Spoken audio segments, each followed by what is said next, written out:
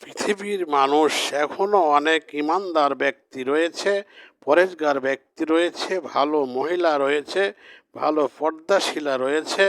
বিধায় পৃথিবী এখনো এত পাপাচার ভরার পরও টিকে আছে।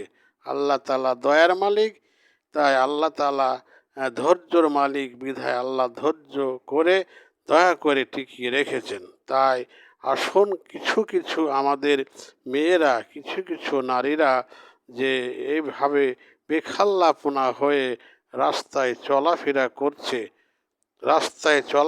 করছে, যে মেয়েদের আমাদের নারীর, আমাদের মা বোনের বুকের ইজ্জত পান করে সারা পৃথিবীর মানুষ মানুষ হয়েছে, বড় হয়েছে।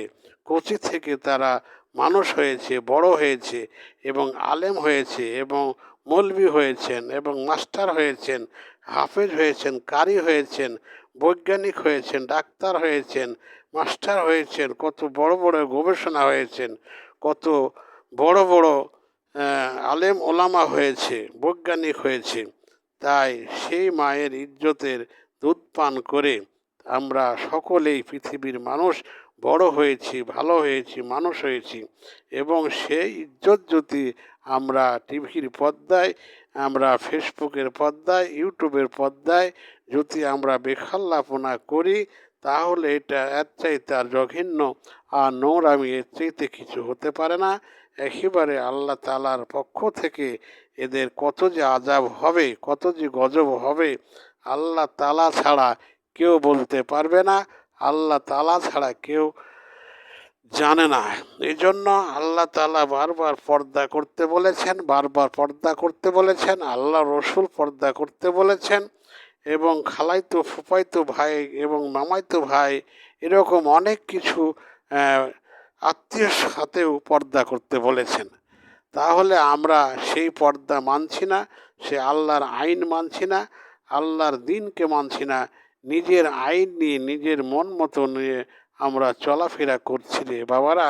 তাহলে আল্লাহ তাআলা সহ্য কিভাবে করবে, আল্লাহ তাআলা তাকে কি শাস্তি দিবে, আল্লাহ তাআলাই ভালো জানে। এই জন্য আসুন, আমরা এখনো সময় রয়েছে, আমরা এত বেখাল্লাপনা না করে আমরা সামাজিকতা হয়ে যায়, ভদ্র হয়ে যায়, নম্র হয়ে যায়, পর্দা হয়ে যায়, আল্লাহওয়ালা হয়ে যায় এবং মা ফাতেমার মতন হয়ে যায়। মা ফাতেমার মতন আমরা সবাই পর্দাশীল হয়ে যাই এবং মা ফাতেমার মতন আমরা আদর্শ যেন পেয়ে যাই।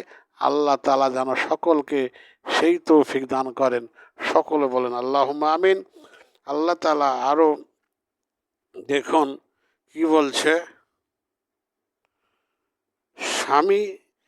স্বামীর ভালোবাসা পেতে হইলে, স্বামীর ভালোবাসা পেতে হইলে স্বামীর মায়ের সাথে সম্পর্ক ভালো রাখতে হবে এবং স্বামীর মায়ের মেয়ে হইতে হবে।